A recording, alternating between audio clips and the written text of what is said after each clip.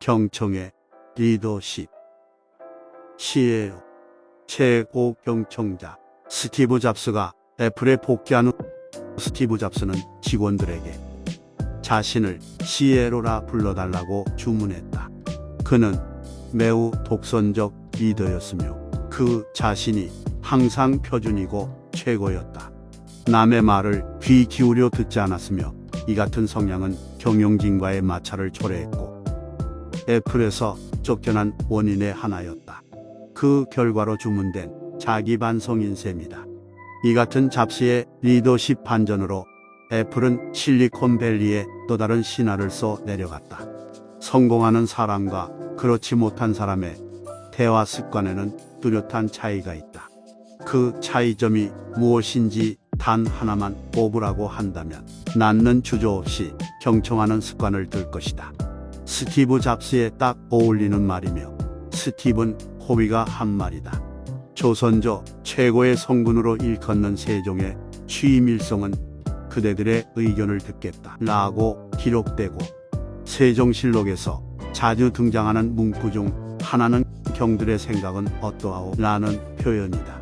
신하들의 말을 잘 듣고 살펴서 마음을 하나로 모으는 큰 동목을 실천한 세종이었다.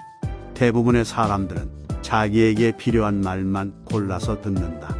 가정과 직장 등에서 소통이 제대로 되지 않는 것은 이 때문이다.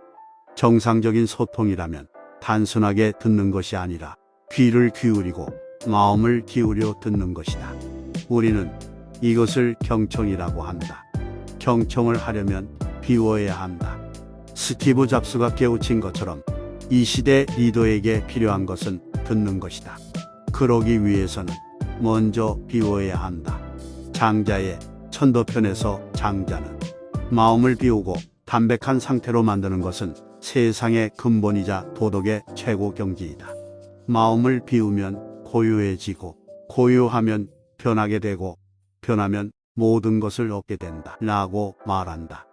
세종은 지식이나 학식 등 모든 분야에서 신하들에게 뒤지지 않았다. 그러나 조선 최고의 성군으로 만든 것은 지식이나 언변이 아니라 신하들의 말을 귀 기울인 경청의 리더십에 있었다.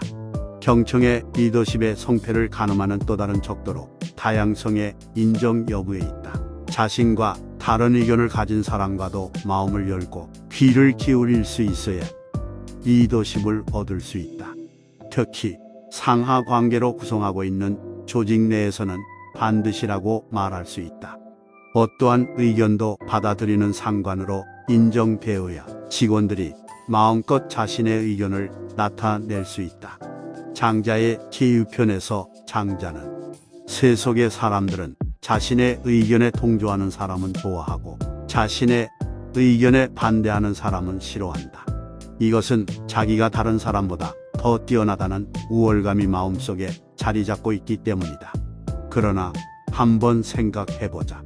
일찍이 자기가 다른 사람보다 뛰어나다고 여겨서 실제로 다른 사람보다 뛰어난 적이 있는가?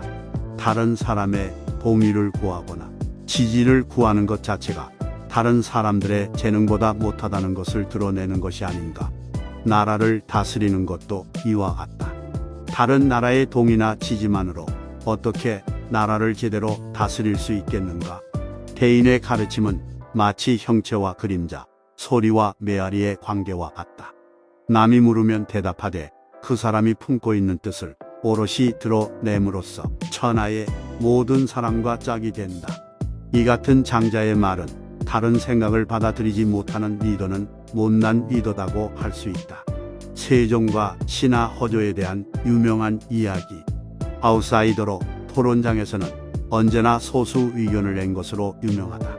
모든 신하가 찬성할 때도 언제나 문제점을 제시하고 반대 의견을 냈다. 당연히 회의의 흐름이 끊기면서 경직된 분위기가 연출되었지만 세종은 허조의 이 같은 말을 가로막지 않았다. 시에로의 경청 리더십이라 할 수 있다. 중국 황하를 다스리던 신은 하백, 비가 많이 와서 강물이 불어 만물이 풍성한 것은 자신의 뛰어난 다스림으로 생각했다. 그러나 강물을 따라 가다가 바다를 만나게 된다. 끝없이 펼쳐진 바다를 보고 하백은 입을 다물 수 없었다. 자신이 다스리던 황하가 얼마나 보잘것없다는 것을 깨우친 것이다. 그 바다를 다스리는 신은 북해약. 하백은 북해약에게 말했다. 내가 당신을 만나지 못했더라면 후세의 도인들에게 두고두고 웃음거리가 되었을 것입니다. 그러자 북해약은 이렇게 말했다. 그렇지 않소. 넓은 우주에서 본다면 나도 작은 티끌 하나 다스리는 것에 지나지 않소. 함께 모여 열띤 토론을 벌이면 탁월한 한 사람이 내린 것보다 더 나은 결정을 내릴 수 있다는 아리스토텔레스의 말처럼 기업을 살아있는 건강한 조직으로 만들기 위해서는 토론 문화가 활성화되어야 하며 회의에서 구성원들은 자유롭게 의견을 개진해야 한다. 그리고 관리자는 마음과 귀를 열고 경청해야 한다.